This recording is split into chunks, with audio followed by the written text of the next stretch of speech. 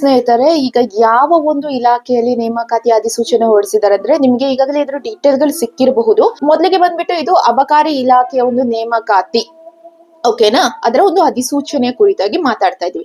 So ಒಟ್ಟು ಹುದ್ದೆಗಳ ಸಂಖ್ಯೆ ಎಷ್ಟು ಅಂತ ಡಿಸ್ಕಸ್ ಮಾಡ್ತೀವಿ. ಅದಾದ್ಮೇಲೆ ವಿದ್ಯಾರ್ಹತೆ ಎಷ್ಟು ಅಂತ, ನೆಕ್ಸ್ಟ್ ಏಜ್ ಲಿಮಿಟ್ ವಯೋಮಿತಿ ಎಷ್ಟು ಅಂತ, ನೆಕ್ಸ್ಟ್ ಪರೀಕ್ಷಾ ವಿಧಾನ ಯಾವ ರೀತಿ ಇರತ್ತೆ, ನೆಕ್ಸ್ಟ್ ದೈಹಿಕ ಪರೀಕ್ಷೆ ಇರ್ತದೆಯೇ ಅಂತ ಹೇಳ್ಕೊಂಡು, ನೆಕ್ಸ್ಟ್ ನೇಮಕಾತಿಗೆ ಯಾವ ರೀತಿ ನಾವು ತಯಾರಿ ಆಗ್ಬೇಕು, ಮತ್ತೆ ಪಠ್ಯಕ್ರಮ ಯಾವ ರೀತಿ ಇರತ್ತೆ ಅನ್ನುವಂಥದ್ದು ನಾವು ಇದರಲ್ಲಿ ಡಿಸ್ಕಸ್ ಮಾಡ್ತಾ ಹೋಗೋಣ. ನೆಕ್ಸ್ಟ್ ಇಲಾಖೆ ಹೆಸರು ಬಂದ್ಬಿಟ್ಟು ಆಲ್ರೆಡಿ ಗೊತ್ತಿದೆ, ಕರ್ನಾಟಕ ಅಬಕಾರಿ ಇಲಾಖೆ ಅಂತ ಹೇಳ್ಕೊಂಡು. ಅದಾದ್ಮೇಲೆ ಹುದ್ದೆಗಳು ಬಂದ್ಬಿಟ್ಟು ಕಾನ್ಸ್ಟೇಬಲ್ ಪೇದೆಗಳು, ನೆಕ್ಸ್ಟ್ ಅಬಕಾರಿ ಇನ್ಸ್ಪೆಕ್ಟರ್ ಏನು SI ಸಬ್ ಇನ್ಸ್ಪೆಕ್ಟರ್, ಈ ಉಪನಿರೀಕ್ಷಕರು ಈ ಹುದ್ದೆಗೆ ಏನು ಅಧಿಸೂಚನೆಯನ್ನ ಹೊರಡಿಸಿದ್ದಾರೆ. ನೆಕ್ಸ್ಟ್ ಒಟ್ಟು ಹುದ್ದೆಗಳು ಬಂದ್ಬಿಟ್ಟು 1207, ಒಟ್ಟು ಹುದ್ದೆಗಳು ಬಂದ್ಬಿಟ್ಟು 1207 ಹುದ್ದೆಗಳು. ಸೊ ಆ ಹುದ್ದೆಗಳು ಅಂದ್ರೆ ಪೇದೆಗಳಿಗೆ ಎಷ್ಟು, ನೆಕ್ಸ್ಟ್ ಸಬ್ ಇನ್ಸ್ಪೆಕ್ಟರ್ಗೆ ಎಷ್ಟು ಅಂತ ಹೇಳ್ಕೊಂಡು ನಾವು ನೋಡ್ಕೊಂಡು ಹೋಗೋಣ. ಅದರಲ್ಲಿ ಅಬಕಾರಿ ಉಪನಿರೀಕ್ಷಕರು SI ಹುದ್ದೆಗೆ 265 ಪೋಸ್ಟ್, ಹಾಗೆ ಅಬಕಾರಿ ಪೇದೆಗಳು ಇದೆಯಲ್ಲ, ಸೊ ಅದಕ್ಕೆ 942 ಹುದ್ದೆಗಳು. ಇದೆರಡನ್ನ ಅಧಿಸೂಚನೆಯನ್ನ ಹೊರಡಿಸಿದ್ದಾರೆ. ನೆಕ್ಸ್ಟ್ ಅದಾದ ನಂತರದಲ್ಲಿ ಇದರ ಒಂದು ಎಜುಕೇಶನ್ ಕ್ವಾಲಿಫಿಕೇಶನ್ ಏನು. ಸೊ ಸಾಮಾನ್ಯವಾಗಿ 10th 12th ಅಂದ್ರೆ 12th ಮತ್ತೆ ಪದವಿಯನ್ನ ಪೂರ್ಣಗೊಳಿಸಿರ್ಬೇಕು. ಸೊ ಕೆಲವೊಂದು ಸಲ ಪೇದೆಗೆ ಕರೆದಿರೋದ್ರಿಂದ, ಕಾನ್ಸ್ಟೇಬಲ್ ಗೆ ಕರೆದಿನ ಒಂದು 10ನೇ ತರಗತಿಯ ಒಂದು ವಿದ್ಯಾರ್ಥಿ ಆಧಾರದ ಮೇಲೆ ಕಾಲ್ ಆದ್ರೂ ಆಗಬಹುದು. ಇನ್ನು ನಮಗೆ ಏನು ಅಂತ ಹೇಳಿದ್ರೆ ಅದರ ಒಂದು ಡೀಟೇಲ್ ಆದಂತ ಒಂದು ಅಧಿಸೂಚನೆ ಡೀಟೇಲ್ ಆಗಿರುವಂತ ಇನ್ಸ್ಟ್ರಕ್ಷನ್ ಬಂದಾಗ ಮಾತ್ರ ನಮ್ಗೆ ಒಂದು ಪೇದೆಗಳಿಗೆ 12th ಇಂದ ತಗೊಂಡಿದಾರ 10th ಇಂದ ತಗೊಂಡಿದಾರ ಅಂತ ಹೇಳ್ಕೊಂಡು ನಮ್ಗೆ ಕ್ಲಿಯರ್ ಆಗಿ ಗೊತ್ತಾಗತ್ತೆ. ಓಕೆನಾ. ಸೊ ಇದೊಂದು ಬಿಗ್ ಆಪರ್ಚುನಿಟಿ. ನೀವು ನಮ್ಗೆ ಅನ್ಸ್ಬೋದು 10th ಇರ್ಬೋದು 12th ಇರ್ಬೋದು, ಇದೊಂದು ಬಿಗ್ ಆಪರ್ಚುನಿಟಿ ಅಂತಾನೆ ಹೇಳ್ಬೋದು. ಓಕೆನಾ.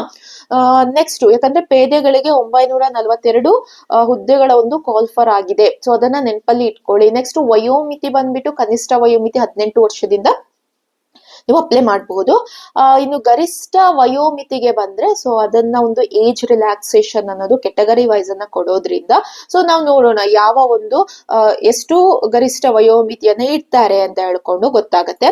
ಅದಾದ ನಂತರದಲ್ಲಿ ಇನ್ನು ಆಯ್ಕೆ ವಿಧಾನಕ್ಕೆ ಬಂದ್ರೆ ಲಿಖಿತ ಪರೀಕ್ಷೆ ಅನ್ನೋದು ಇರತ್ತೆ, ಅದಾದ್ಮೇಲೆ ದೈಹಿಕ ಪರೀಕ್ಷೆ ಇರತ್ತೆ. ಇದೆರಡು ಏನು ಅಂತ ಹೇಳಿದ್ರೆ ಆಯ್ಕೆ ವಿಧಾನ ಆಗಿರತ್ತೆ. ಇದೊಂದು ನೇರ ನೇಮಕಾತಿ ಆಗಿರೋದ್ರಿಂದ ಲಿಖಿತ ಪರೀಕ್ಷೆ ಅನ್ನೋದು ಇರತ್ತೆ.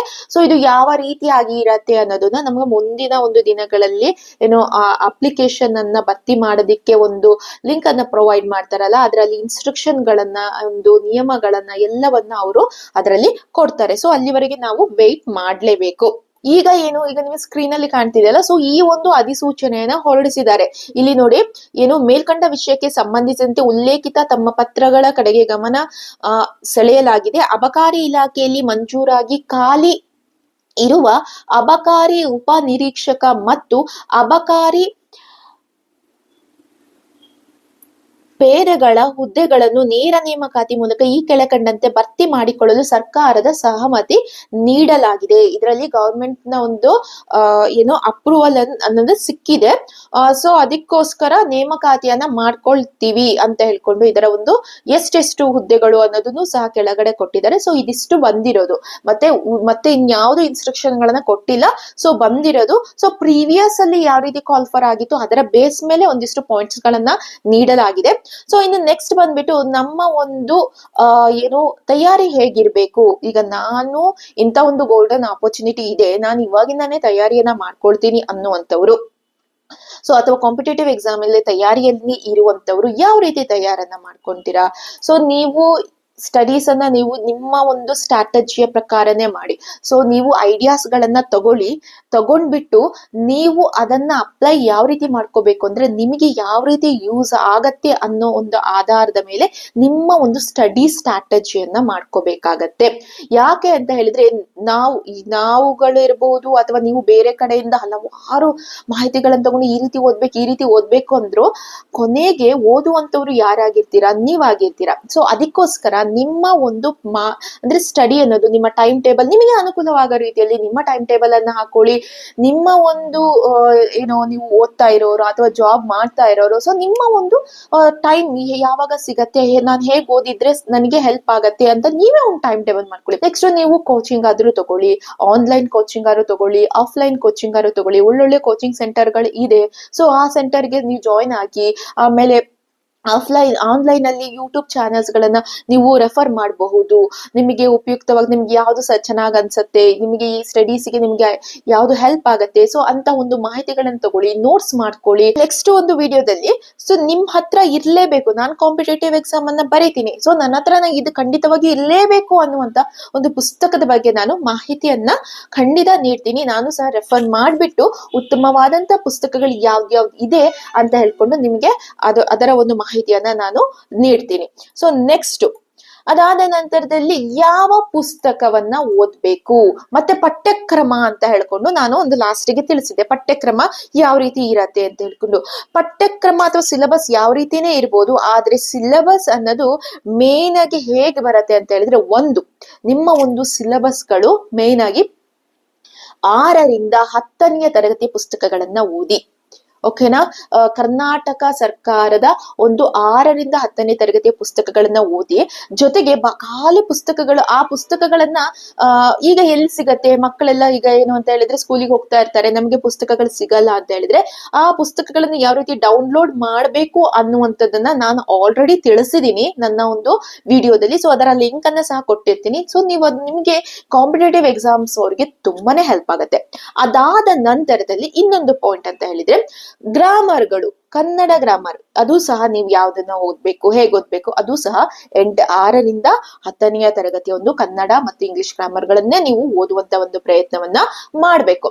ಅದಾದ ನಂತರದಲ್ಲಿ ಇನ್ನೊಂದು ಮುಖ್ಯವಾದಂತ ಬೇಸಿಕ್ ಪಾಯಿಂಟ್ ಅಂತ ಹೇಳಿದ್ರೆ ಒಂದು ರೀಸನಿಂಗ್. ಕೆಲವು ಸಲ ಏನು ಅಂತ ಹೇಳಿದ್ರೆ ಸಾಮಾನ್ಯವಾಗಿ ಒಂದು ರೀಸನಿಂಗ್ ಇರತ್ತಲ್ಲ, ಏನೋ ಯಾವುದು ಮೆಂಟಲ್ ಎಬಿಲಿಟಿಗೆ ಸಂಬಂಧಪಟ್ಟ ಬೇಸಿಕ್ ಆಗಿರುವಂತದ್ದನ್ನ ನೀವು ಏನು ಅಂತ ಹೇಳಿದ್ರೆ ಅದನ್ನು ಸಹ ಪ್ರಾಕ್ಟೀಸ್ ಮಾಡ್ತಾ ಇರಿ. ಸೊ ಇದಿಷ್ಟು ಏನು ವಿತೌಟ್ ಏನು ಸಿಲೆಬಸ್ ಅನ್ನ ಕೊಡದೆ ನಿಮಗೆ ನೀವು ಏನು ಸೆಲ್ಫ್ ಪ್ರಿಪರೇಷನ್ ಅನ್ನ ಮಾಡ್ಕೊಳ್ಳುವಂತದಕ್ಕೆ ಇರುವಂತಹ ಒಂದು ನಾವೇ ಹಾಕೊಳ್ಳುವಂತ ಒಂದು ಪಠ್ಯಕ್ರಮ ಅಂತ ಹೇಳಿದ್ರೆ ತಪ್ಪಾಗಲ್ಲ. ಸೊ ಇದಿಷ್ಟು ನಾವು ಪಕ್ಕಾ ಆಗ್ಬೇಕು.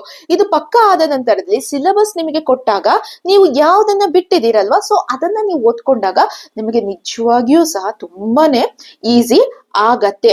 ಸೊ ಖಂಡಿತವಾಗಿಯೂ ನಮ್ಮ ಒಂದು ಚಾನೆಲ್ ಕಡೆಯಿಂದ ನಾವೇನು ಕಾಂಟ್ರಿಬ್ಯೂಷನ್ ಅನ್ನ ಕೊಡ್ಬೋದು, ನಿಮ್ಮ ಒಂದು ರಿಯಾಕ್ಷನ್ ಇರ್ಬೋದು, ನಿಮ್ಮ ಒಂದು ಪ್ರೀತಿ ಇರ್ಬೋದು, ಅಥವಾ ನಿಮ್ಮ ಒಂದು ಸಪೋರ್ಟ್ ಯಾವ ರೀತಿ ಈ ಒಂದು ವಿಡಿಯೋಕ್ಕೆ ಸಿಗತ್ತೆ ಅನ್ನುವಂತ ಒಂದು ಆಧಾರದ ಮೇಲೆ, ಅದರ ಒಂದು ಬೇಸ್ ಮೇಲೆ ಖಂಡಿತವಾಗಿಯೂ ನಾನೇನ್ ಮಾಡ್ತೀನಿ ಅಂತ ಹೇಳಿದ್ರೆ ವಾರಕ್ಕೆ 3ರಿಂದ 4 ಒಂದು ತರಗತಿಗಳನ್ನ ತಗೊಳ್ತೀನಿ. ಸೊ ಇದು ನಿಮಗೆ ಕಂಪ್ಲೀಟ್ ಆಗಿ ಏನು ಫ್ರೀ ಆಗಿರುತ್ತೆ, ನಿಮ್ಗೆ ಹೆಲ್ಪ್ ಆಗ್ಲಿ ಅನ್ನುವಂತಹ ಒಂದು ಉದ್ದೇಶದಿಂದ ಆನ್ಲೈನ್ ವಿಡಿಯೋಸ್ ಗಳನ್ನ ನಾನೇನ್ ಮಾಡ್ತೀನಿ, ವಾರದಲ್ಲಿ 3ರಿಂದ 4 ವಿಡಿಯೋಗಳನ್ನ ಇದರ ಒಂದು ದೃಷ್ಟಿಕೋನದಲ್ಲಿ, ಅಂದ್ರೆ ಬೇಸಿಕ್ ಏನು ನಮ್ಗೆ ಒಂದು ಬೇಕು ಅನ್ನುವಂತಹ ಒಂದು ಆಧಾರದ ಮೇಲೆನೆ ನಾನು ನಿಮಗೆ ಒಂದು ತಿಳಿಸಿಕೊಡುವಂತಹ ಒಂದು ಪ್ರಯತ್ನವನ್ನ ಮಾಡ್ತೀನಿ. ಐ ಹೋಪ್ ನನ್ನ ಒಂದು ಈ ವಿಡಿಯೋ ಇಷ್ಟ ಆಗಿದ್ರೆ ಸೊ ಖಂಡಿತವಾಗಿಯೂ ನೀವು ಏನು ನಿಮ್ಮ ಒಂದು ಸಪೋರ್ಟ್ ಮತ್ತೆ ನಿಮ್ಮ ಪ್ರೀತಿಯನ್ನ ಕೊಡಿ ಅಂತ ಹೇಳ್ಕೊಂಡು ಮುಂದಿನ ಒಂದು ವಿಡಿಯೋದೊಂದಿಗೆ ನಾವು ಭೇಟಿಯಾಗೋಣ. Thank you for watching.